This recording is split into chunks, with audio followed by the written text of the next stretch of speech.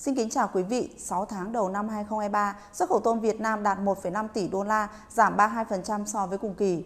Nhu cầu thị trường, giá tôm nguyên liệu và giá xuất khẩu đều đi xuống, lạm phát tăng, cạnh tranh mạnh với các nguồn cung đối thủ khiến cho xuất khẩu tôm của nước ta gặp nhiều khó khăn trong nửa đầu năm nay. Doanh nghiệp và bà con nuôi tôm vẫn đang kỳ vọng vào những tín hiệu tích cực hơn trong hoạt động sản xuất và xuất khẩu tôm trong nửa cuối năm nay. Tháng 6 năm 2023, xuất khẩu tôm đạt 328 triệu đô la, giảm 21% so với cùng kỳ năm 2022. Mức giảm 21% trong tháng 6 đã thấp hơn so với mức giảm của các tháng trước đó, tháng 3, 4 và 5 ghi nhận giảm từ 28 đến 35%. Về thị trường tiêu thụ, tháng 6 năm 2023, xuất khẩu tôm sang các thị trường chính như Mỹ, Nhật Bản, EU, Hàn Quốc tiếp tục giảm hai con số. Đáng chú ý, xuất khẩu sang thị trường Trung Quốc và Hồng Kông đã lần đầu tiên ghi nhận tăng trưởng dương kể từ đầu năm nay.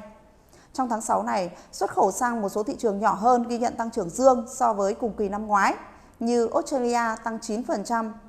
Tăng trưởng dương hai con số cũng được nhìn thấy trong kinh mạch xuất khẩu sang các thị trường như Anh tăng 23%, Đài Loan tăng 20%, Thụy Sĩ tăng 86%.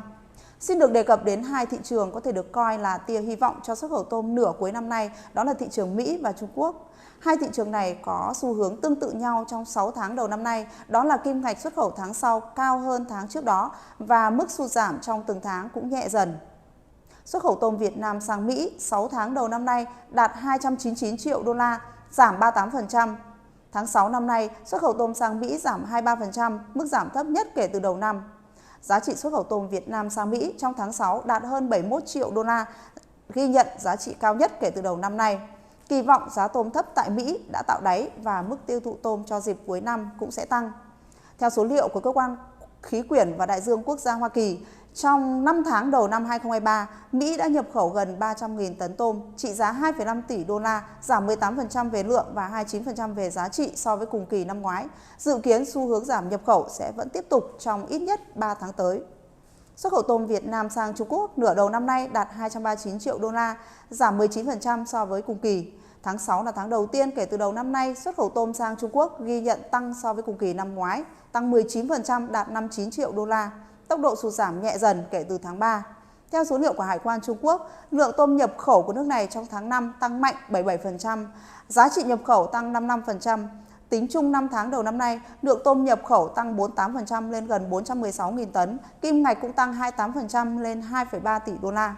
Xuất khẩu tôm Việt Nam từ tháng 7 trở đi, dù chưa thể phục hồi so với cùng kỳ năm ngoái, nhưng tỷ lệ sụt giảm kỳ vọng sẽ thu hẹp dần.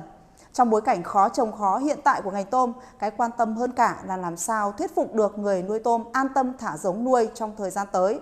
Đây là một bài toán khó, đòi hỏi thời gian cũng như sự chung tay của cả chuỗi ngành hàng, trong đó không thể thiếu vai trò hỗ trợ và quản lý của nhà nước. Theo những ý kiến đề xuất của tiến sĩ Hồ Quốc Lực, nguyên Chủ tịch VASEP, Chủ tịch Hội đồng Quản trị Fimex VN đề cập đến trong một bài viết của mình.